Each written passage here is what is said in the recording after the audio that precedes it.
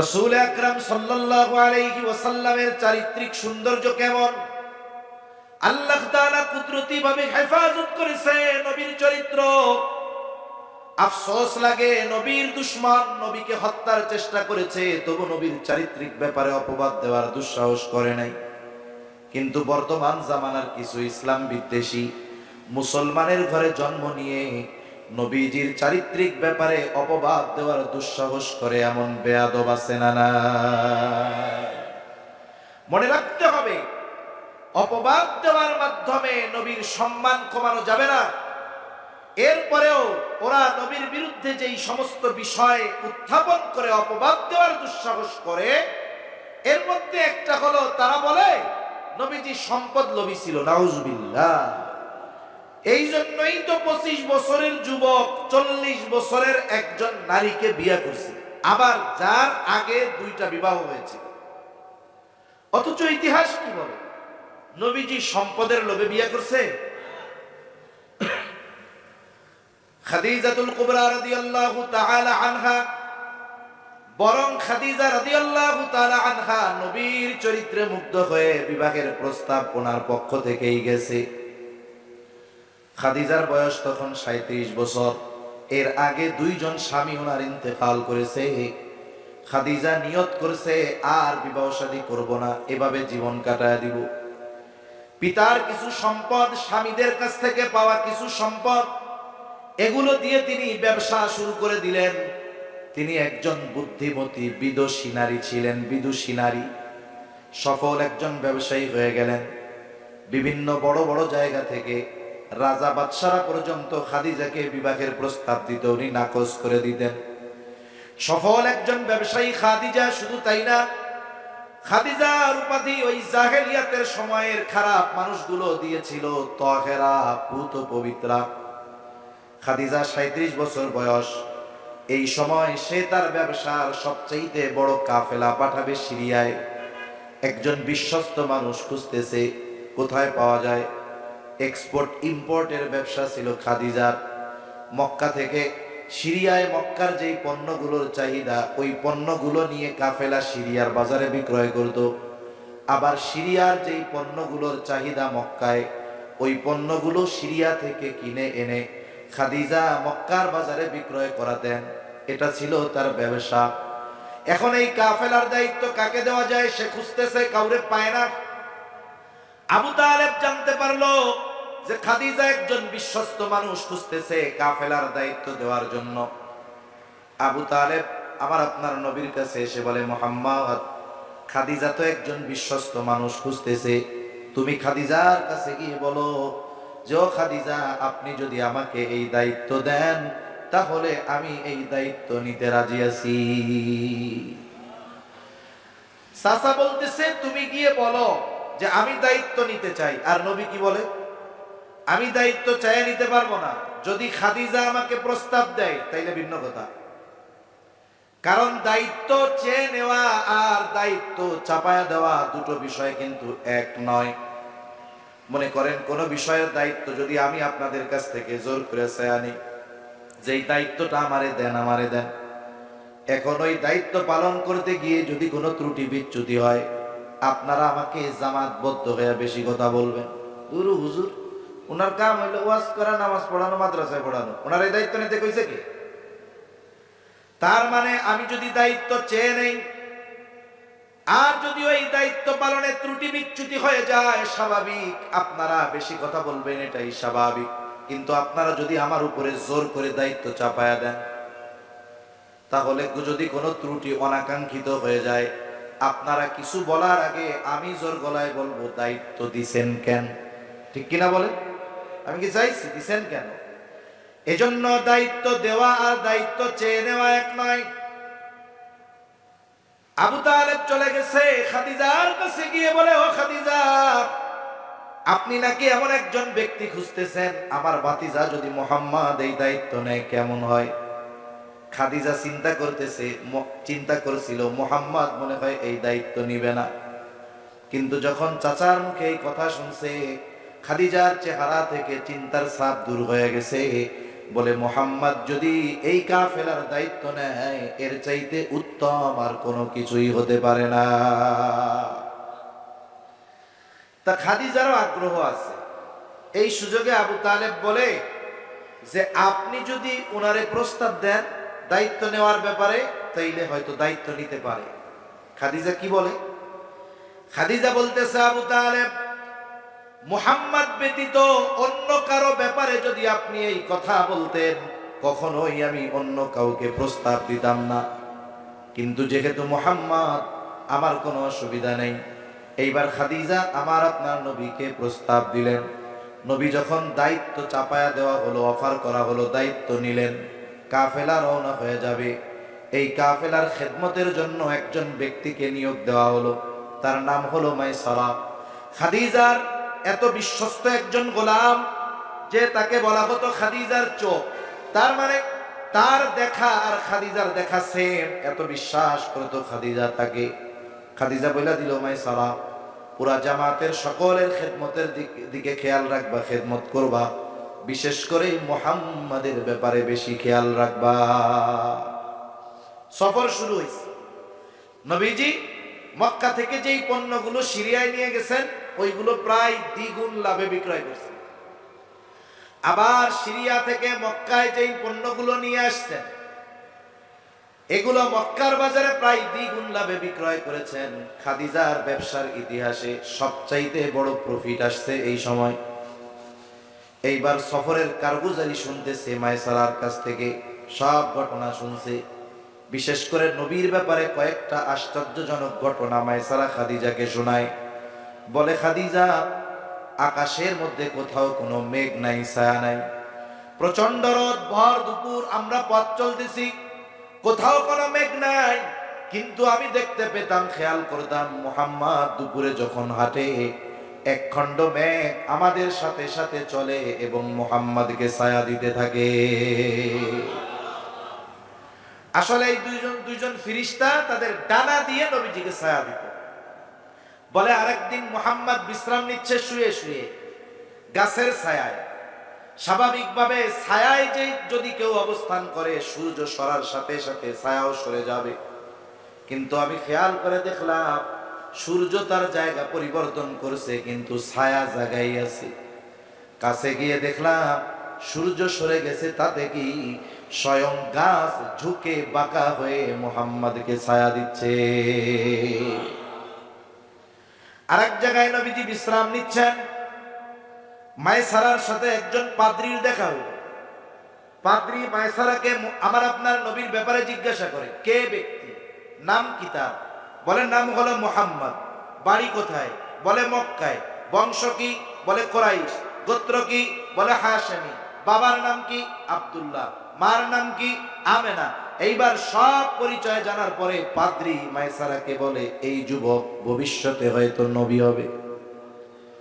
যখন আয়েশা খাদিজার কাছে এই কথা বলছে, ওই যে হাদিসের কিতাবের মধ্যে আছে, আমরা ঘটনা শুনি, যখন ওহী নাজিল হয়েছে নবীজি ভীত হয়ে গেছেন, গায়ে জ্বর চলে আসছে। খাদিজাতুল কুবরা আমার আপনার নবীকে নিয়ে গেছেন তার এক চাচাতো ভাই, আলেম ছিল তাওরাতের, আরাকা বিন নাওফেল। আরাকা বিন নাওফেল, এই নাওফেলের কথা মনে পড়ে আমার আর এক কথা মনে পড়লো। এই বাংলাদেশে হিন্দুত্ববাদীদের একটা সংগঠন আছে, মনে রাখবেন, হিন্দু আর হিন্দুত্ববাদের মধ্যে তফাৎ আছে। এদেশে যারা সনাতনী হিন্দু এরা উগ্র নয়, এরা শতাব্দীর পর শতাব্দী এই ভারতীয় উপমহাদেশে মুসলমান হিন্দু সহ অবস্থান করতেছে, ঠিক কিনা বলেন? শতাব্দীর পর শতাব্দী। যদি মুসলমান এবং হিন্দুদের মধ্যে এই হৃদ্রতা, সহানুভূতিশীলতা যদি না থাকতো, এই উপমহাদেশ 800 বছর মুসলমানেরা শাসন করেছে, এই উপমহাদেশে হিন্দুদের সংখ্যা বেশি হতো না। মুসলমান শাসকেরা শেষ করে দিতে পারতো হিন্দুদের, কিন্তু তা হয় না, বরং দিন গেছে সংখ্যা তাদের আরো বেড়েছে। কিন্তু কিছু বিষয় আছে যে অনেক সাধারণ হিন্দু যারা এরাও বোঝে না। দাঙ্গা সৃষ্টি করার জন্য বর্তমান দুনিয়ায় ইহুদিদের পেজ এজেন্ট হিন্দুদের লেবাসে যেই হিন্দুত্ববাদী সংগঠন আছে এটার নাম হলো ইসকন। এটার নাম কি? ইসকন। এরা কিন্তু যারা সনাতনী হিন্দু এদের উপরে জুলুম চালায়। মাঝে মধ্যে খবরে দেখবেন এই ইসকন সনাতনীদের এই মন্দির দখল দিয়েছে। ওদের কাজ হলো এইগুলো করা। বাংলাদেশের একটা বই আছে, এটা বাংলাদেশের সাবেক গোয়েন্দা বিভাগের একজন প্রধান লিখেছেন। এখানে উনি লিখেছেন যে এই যে ইসকন, আমরা যদিও মনে করি এটা হিন্দুদের সংগঠন, বলেন এর উপমহাদেশের হেডকোয়ার্টার হলো আমাদের পার্শ্ববর্তী দেশ ভারতের নদিয়ায়, কিন্তু এটা প্রতিষ্ঠিত হয়েছে কবে? আমেরিকাতে 1966 সালে। যিনি এই সংগঠন প্রতিষ্ঠা করেছেন তিনি হিন্দু ধর্মে দীক্ষিত নয়, তিনি আমেরিকায় লেখাপড়া করেছেন এবং ওইখানে ওনার ইহুদিদের সাথে অনেক সম্পৃক্ততা, মোহাব্বত, ভালোবাসা ছিল। ইহুদিদের ফর্মুলা অনুসরণ করে হিন্দুত্ববাদের লেবাসে ইহুদিদের পরামর্শে এই ইসকন পরিচালিত হয় এবং ওরা যেখানেই যায় শান্তি, মানুষের অগ্রগতি, মানুষের মধ্যে যে সহানুভূতিশীলতা, এগুলোকে বিনষ্ট করার পায়তারা ওরা করে। ঠিক কিনা বলেন? এদেরকে লাই দেয় কারা, প্রমোট করে কারা? ওরা এত সাহস পাইতো না। যারা প্রমোট করেছে অতীতে, এদের মধ্যে একজনের নাম হলো নওফেল। চিনেননি সেই নওফেল? চিটাগাং বাড়িতে শিক্ষা প্রতিমন্ত্রী ছিল। ইসকনের মন্দিরে গিয়ে গেরুয়া পতাকা গলায় ঝুলিয়ে সে খুব গর্বের সাথে বলেছিল, আমি ইসকনের প্রতিষ্ঠানে পড়ালেখা করেছি। তার মানে আমরাও খবরে দেখলাম এই যে চট্টগ্রামে ওই উগ্র জঙ্গি হিন্দুত্ববাদ প্রতিষ্ঠা করতে চায় যে সংগঠন ইসকন, ওরা এই যে উস্ফালন ওদের, লাফালাফি ওদের, এর পেছনে ইন্ধন যোগাচ্ছে এই নওফেল। এই নওফেল ইন্ধন জুগিয়ে একটা দাঙ্গা লাগানোর চেষ্টা করতেছে। দাঙ্গা লাগাতে পারলে কয় লাভ? এক লাভ হলো ভারতের ফুল সাপোর্ট পাওয়া যাবে। এই বাহানা দিয়ে হয়তো ভারতীয়রা আমাদের উপরে চাপ সৃষ্টি করবে। 2 নাম্বার, এই বিষয়টাকে সামনে নিয়ে আন্তর্জাতিক মিডিয়ায় প্রচার করবে, আমেরিকার প্রেসিডেন্টকে দেখাবে যে দেখো আগেই ভালো ছিলাম। কি বলবে? আগেই ভালো ছিলাম, দেখো কি করতেছে, মাইরা আমাকে শেষ করে দিতেছে। মনে রাখবেন, মানুষ অনেক সময় প্রতিপক্ষকে ফাঁসানোর জন্য নিজের ঘরে আগুন দিতেও দ্বিধাবোধ করে না। এজন্য আমরা যারা মুসলমান আছি আমাদেরকে সতর্কতার সাথে অগ্রসর হতে হবে। একটা কথা বলার সাথে সাথেই অ্যাকশনে যাওয়া যাবে না। যারা সুচিন্তিত মনস্কা মানুষ, যারা ইন্টারন্যাশনাল পলিটিক্স বুঝে, বিজ্ঞ মানুষ, এদের সাথে পরামর্শ করে সামনে অগ্রসর হতে হবে। তারা হলে কি হবে? তারাই আমাদেরকে ফাঁদে ফেলে এই যে এক নতুন রাষ্ট্র বিনির্মাণের প্রচেষ্টা চলতেছে, এটাকে ধ্বংসের মুখে ঠেলে দেওয়ার প্রচেষ্টা এরা চালিয়ে যাবে। ঠিক কিনা বলেন? এজন্য একটু সতর্ক থাকতে হবে আমাদের। তা ওই যখন মাইসারা বলছে যে এই যুবক ভবিষ্যতে নবী হবে, এই কথা যখন খাদিজার কাছে বলছে, খাদিজা ওই সফরের পর আরাকা বিন নওফেলের কাছে চলে গেছে। 17 বছর আগের কথা, নবুয়তের 17 বছর আগে। কিয়া বলে, ভাই কাছাকাছি সময়ে কোন নবী আগমনের খবর আছে নাকি? উনি তো বড় আলেম ছিলেন তাওরাতের। উনি বলতেছে, হ্যাঁ, সময় অবস্থা সব কিছুর আলোকে বোঝা যায় অতি নিকটেই একজন মহা মানবের আবির্ভাব ঘটবে। একজন নবী, তার জন্য যত ধরনের গুণাবলী দরকার সব আমার আপনার নবীর মধ্যে ছিল। খাদিজা এই কথা শ্রবণ করবার পর আমার আপনার নবীজির প্রতি আকৃষ্ট হয়ে গেছে। বান্ধবীদের মজলিসে শুধু আমার আপনার নবীর প্রশংসা করে। বান্ধবীরা বলে, খাদিজা এত মুহাম্মাদের কথা বলো কেন? তোমার কি মুহাম্মাদকে খুব পছন্দ হয় নাকি? তাইলে বিবাহের প্রস্তাব দিয়ে দাও। খাদিজা বলে, আমি যদি প্রস্তাব দেই আর মুহাম্মদ যদি ফিরিয়ে দেয় তাহলে আমি লজ্জা পেয়ে যাব। এখানে একটা বিষয় খেয়াল করার দরকার। দেখেন, খাদিজা রাদিয়াল্লাহু তাআলা আনহার বয়স নবীজির চাইতে বেশি, আবার তিনি বিধবা। 2 জন স্বামী ওনার ইন্তেকাল করেছে।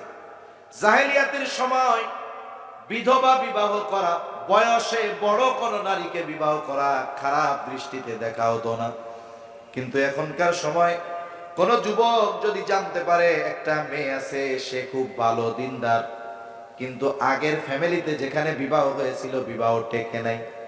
আমাদের সমাজের একটা খারাপ দিক হলো, যখন কোনো মেয়ে তালাক প্রাপ্ত হয়, আমরা একতরফা ভাবে এই মেয়েকে দোষারোপ করি, পুরুষকে দোষারোপ করি না।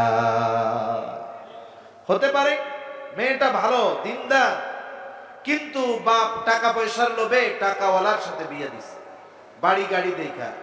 এখন এই দিনদার মেয়ে ওই বাড়িতে গিয়ে দেখে, হায় রে হায়, যার সাথে বিবাহ দিছে সে পরনারীতে আসক্ত, সে মাদকাসক্ত, পাপাচারে লিপ্ত থাকে। বলেন তো, একজন ভালো মেয়ে, দিনদার মেয়ে ওই পরিবেশে গিয়ে সে থাকতে পারবে নাকি? দেখা গেল বিবাহ বিচ্ছেদ হয়ে গেছে। কিন্তু কেউ যদি বলে মেয়েটা আসলেও ভালো, যদিও আগের স্বামীর সাথে সংসার করতে পারে নাই, আমরা বইলা বেশি বসি, ভালোই যদি হইতো তাইলে তো তালাক খাইতো না। বলে কি বলে না?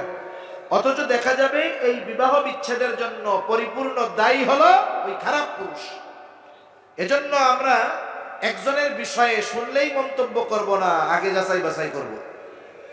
তা মনে করেন এক যুবক জানতে পারছে মেয়েটা খুব ভালো দিনদার মুত্তাকি, কিন্তু খারাপ ছিল স্বামীটা আগের, এই জন্য সম্পর্ক শেষ, তালাক প্রাপ্ত, ইদ্যৎকালীন সময় শেষ। ছেলের পরিবারও খুব দিনদার। এখন ছেলে আইসা মা বাপ দুইজনে বলতেছে, আপনারা তো বিবাহ দেওয়ার জন্য মেয়ে খুঁজতেছেন, আমি তো একটা মেয়ের সন্ধান পাইছি। কই পাইছ? কয় আমাদের রাকিব বিন রজব সিদ্দিকী হুজুর খোঁজ দিছে, একটা মেয়ে আছে, সেই মেয়েটা আগে একজনের সাথে বিবাহ হয়েছিল, লোকটা ভালো না কিন্তু মেয়েটা খুব ভালো, এর আমি বিয়া করতে চাই। দেখবেন এই কথা বলার সাথে সাথে ওই দিনদার ছেলের দিনদার মা বাপ স্ট্রোক করে বসবে, তুই আমার ইজ্জত খেয়ে দিবি রে, এই ডিভোর্সি বিয়া করবি, বিধবা বিয়া করবি। তাহলে দেখেন আমাদের সমাজে বিধবা বিবাহ করাকে খারাপ দৃষ্টিতে দেখা হয়। আবার যদি কোনো মেয়ে বয়সে বড় হয়, কেউ যদি বিবাহ করে, বন্ধু বান্ধব বলবে, দোস্ত এটা কি ভাবি কমু না দাদি কমুডের ভাই না। আবার যদি বাচ্চা কাচ্চা থাকে আগে, তাইলে বলবে ভালোই হয়েছে, শুধু বউ পাও নাই, সাথে বনাসও হয়ে গেছে।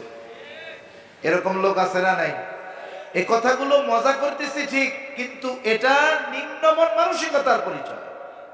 আমার আপনার নবী বিবাহ করেছে খাদিজা রাদিয়াল্লাহু তাআলা আনহাকে, বয়সে বড়, এর আগে দুইজনের সাথে বিবাহ হয়েছে, হোক না, কিন্তু মোহাব্বত কেমন ছিল? খাদিজা যতদিন জীবিত ছিলেন নবী অন্য কাউকে স্ত্রী হিসাবে গ্রহণ করেন নাই, বরং নবীজি বলতেন, খাদিজা যদি জীবিত থাকতো আমি তাহলে স্ত্রী হিসাবে আর কাউকে গ্রহণ করতাম না। কত মোহাব্বত, কত ভালোবাসা। খাদিজা বলে, আমি যদি প্রস্তাব দেই, মুহাম্মদ যদি ফিরিয়ে দেয় লজ্জা পাবো। বান্ধবী বলে, তাইলে আমি প্রস্তাব দিয়ে দেই।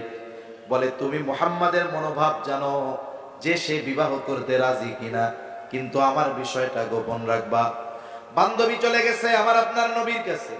ইতিমধ্যে সময় অনেক কেটে গেছে, নবীজির বয়স 25-এর কোঠায়। গিয়ে বলে, ও মুহাম্মদ, বিবাহ কি করবা না? বয়স তো কম হলো না। নবীজি বলে, বিয়া করব কেমনে, আমার তো টাকা পয়সা নাই, সম্পদ নাই, আমি দরিদ্র গরিব। এইবার মেয়েটা বলে, যদি কেউ স্বইচ্ছায় তোমার সব খরচ বহন করতে রাজি হয়, তাহলে তুমি বিবাহ করতে রাজি আছো নাকি? নবীজি বলে, আমার চাচা আছে, চাচারে গিয়া বলো। আবু তালেবের কাছে প্রস্তাব দেওয়া হলো। লম্বা ইতিহাস। এক সময় আমার আপনার নবীজির সাথে খাদিজার বিবাহ হয়ে গেল। এখন থাকেন এই জায়গায়, আমরা একটু আরেক জায়গা থেকে একটু আলোচনা করি। পবিত্র কোরআনুল কারীমের একটা প্রসিদ্ধ সূরা, সূরাতুদ দুহা। মূলত এই সূরার মধ্যে আল্লাহ তাআলা আমার আপনার নবীকে প্রদত্ত নবুয়তির আগে গুরুত্বপূর্ণ 3টা নিয়ামতের কথা উল্লেখ করেছেন। কয়টা নিয়ামত উল্লেখ করার কারণ কি? বলে, নবীজি একদিন অসুস্থ, তাহাজ্জুদের জন্য উঠতে পারেন নাই, কয়েকদিন অসুস্থ। জিবরাইল আলাইহিস সালামও আসে না। ওই সময়টা ছিল ফিতরাতে ওহির সময়, তার মানে ওহি আসা কিছুকাল বন্ধ ছিল।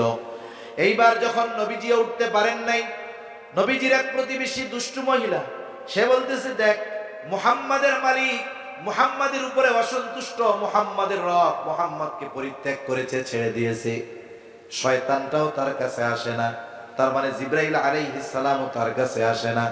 এই কথাগুলো যখন বলছে, নবীজি স্বাভাবিক কষ্ট পেয়েছে। আর নবীজিকে সান্ত্বনা দিতে গিয়ে আল্লাহ তাআলা এই সূরা নাজিল করেছে। আল্লাহ তাআলা শপথ করে বলতেছে ওয়াদ-দুহা ওয়াল-লাইলি ইযা সাজা। আল্লাহ তাআলা বলেন প্রভাতের শপথ, ওয়াল-লাইলি ইযা সাজা, রাত্রির শপথ যখন তা অন্ধকারাচ্ছন্ন হয়ে যায়। আরে ওরা তো বলে আপনার রব আপনার উপরে অসন্তুষ্ট, আপনাকে ছেড়ে দিয়েছে, কিন্তু আপনার রব কি বলে শুনেন। এই দুইটা কসম করে আল্লাহ তাআলা বলেন মা ওয়াদ্দাআকা রাব্বুকা ওয়া মা ক্বালা। আপনার রব আপনার উপরে অসন্তুষ্ট নয়, আপনার রব আপনাকে পরিত্যাগ করে নাই। শুধু তাই না, আল্লাহ তাআলা বলেন ওয়ালাল আখিরাতু খায়রুল লাকা মিনাল উলা। আপনি শুনে নেন, আপনার প্রতিটি পরবর্তী মুহূর্ত পূর্ববর্তী মুহূর্তের চাইতে উত্তম। তার মানে সময় পরিবর্তন হবে, আর আপনার জন্য পরবর্তী সময়গুলো শুধু কল্যাণকর হতে থাকবে। সাথে সাথে এটাও জেনে নেন ওয়ালা সাউফা ইউতিকা রাব্বুকা ফাতারদা। আরে আপনি ওদের কথায় রাগ হন কেন, কষ্ট পান কেন? আপনার রব আপনাকে অচিরেই এমন কিছু, মসজিদের আগেই দোকান, এই দোকানে বসে সে জীবনের অনেক সময় আড্ডা দিয়েছে, চা পান করেছে, সিগারেট খেয়েছে, ইফটিজিং করছে, কত কিছু করছে। এবার দোকানটার দিকে তাকায় দেখে সবাই আছে, শুধু সে নাই। চিন্তা করে জীবনের অনেক সময় যাদের সাথে কাটাইলাম, এই মানুষগুলোর পরিণতি কি হবে আল্লাহ জানে। একটু যাই তাদেরকেও দাওয়াত দেই। এইবার সে কাছে গিয়ে দাওয়াত দিচ্ছে, ও আমার ভাইয়েরা, ও আমার মুরব্বীরা, জীবন বড় সংক্ষিপ্ত, মরণ কখন চলে আসে বলা যায় না।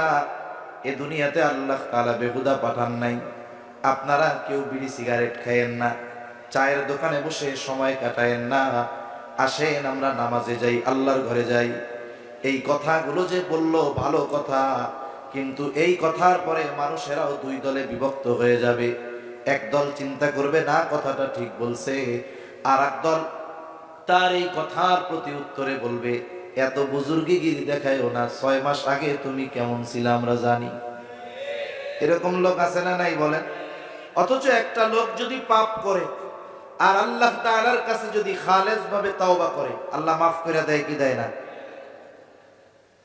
এই যে কথাটা তারা বলছে, নবীজিকে যেন কাফেররা এই কথা না বলতে পারে, ও মুহাম্মদ তুমি আমাদের মদ পান করতে মানা করো, অথচ তুমিও তো কিছুদিন আগে মদ পান করেছো, এমনটা যেন না বলতে পারে। এই কথা বলার সুযোগ আল্লাহ তাআলা আমার আপনার নবীর ব্যাপারে রাখেন নাই। এই জন্য নবীজির চরিত্র হলো এই রকম, নবুয়তির আগেও যেমন, নবুয়তির পরেও তেমন। তবে নবুয়তির পরের সাথে আগের সাথে পরের কিছু পার্থক্য আছে। পার্থক্যটা কেমনে একটা উদাহরণ দিলে বুঝতে সহজ হবে। মনে করেন একটা মানুষ বিদেশ থেকে একটা স্বর্ণের বার এনেছে, স্বর্ণের বার অথবা বিস্কিট যা বলেন বলেন। যখন কিনছে চকচক করতেছে, এইবার ওই স্বর্ণের বার সে ঘরের মধ্যে রেখে দিয়েছে 10 বছর ব্যবহার না করে আলমারির কোনায়। বলেন তো 10 বছর আগে এই স্বর্ণের টুকরার যেই উজ্জ্বলতা ছিল, 10 বছর পরে সেরকম থাকবে নাকি? পিতলের কালার হয়ে যাবে, তামার কালার হয়ে যাবে। যতই কালার পরিবর্তন হোক দাম কি কমবে? ওইটা তো আর বাংলাদেশ ব্যাংকের ভোল্ট না। বাংলাদেশ ব্যাংকের ভোল্টে নাকি স্বর্ণ রাখছে 22 ক্যারেটের, খুঁজতে যায় দেখে হায় আল্লাহ এটা 18 ক্যারেট হয়ে গেছে। চিন্তা করছেন অবস্থা কি? এখন স্বর্ণের গ্লেস কমছে কিন্তু দাম কমে নাই। আপনি যদি বাজারে নিয়ে স্বর্ণকারের কাছে দেন, একটু পুড়ায়া অথবা অ্যাসিড পানির মধ্যে একটা চুপনি দিলে আবার উজ্জ্বলতা ফিরে পাবে। নবীজির চরিত্রটাও এরকম, নবুয়তির আগেও স্বর্ণ পরেও স্বর্ণ। আগের স্বর্ণ একটু উজ্জ্বলতা কম, পরেরটা বলে উজ্জ্বল বেশি। কেন? বলে নবীজির উত্তম চরিত্রকে নবুয়তির কুদরতি পানি দ্বারা আল্লাহ এমন ভাবে দৌত করেছে যে নবুয়তির আগে নবীর চরিত্রে মুগ্ধ হয়েছিল শুধু মক্কাবাসী, আর নবুয়তির পরে নবীর চরিত্রে মুগ্ধ হয়েছে গোটা সৃষ্টি জগৎ।